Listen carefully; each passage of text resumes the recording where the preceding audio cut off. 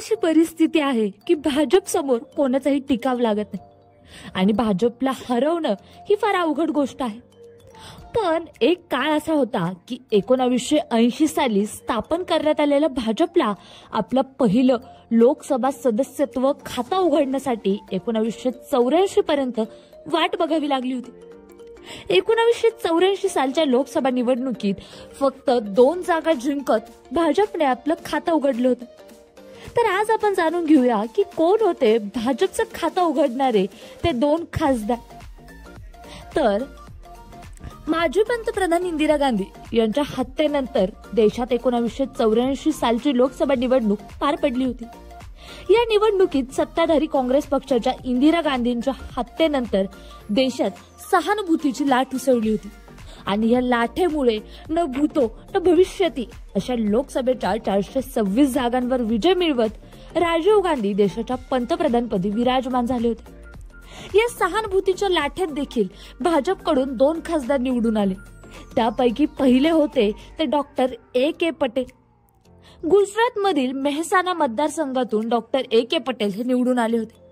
त्यांनी काँग्रेसच्या रायांका कल्याणभाई यांचा 43,896 मतांनी पराभव केला होता.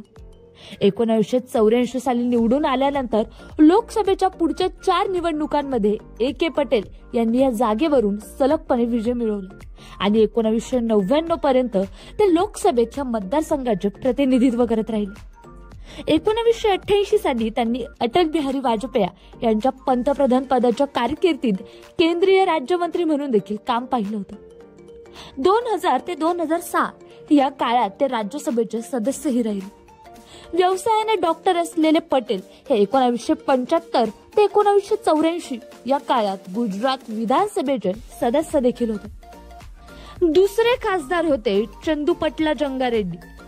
आंध्र प्रदेशमधील हनामकोंडा लोकसभा मतदारसंघातून आंध्र प्रदेशचे माजी मुख्यमंत्री राहिलेल्या आणि पुढे चालून देशाचे पंतप्रधान पद भूषवलेल्या काँग्रेसच्या PV नरसिंहराव यांचा 54,198 मतांनी दणदणीत पराभव करत चंदुपट्ला जंगारेड्डी यांनी या जागेवर भगवा फडकवण्याची किमया घडून आणली होती. त्यापूर्वी ते 3 वेळा आंध्र प्रदेश विधानसभेचे सदस्य राहिले होते.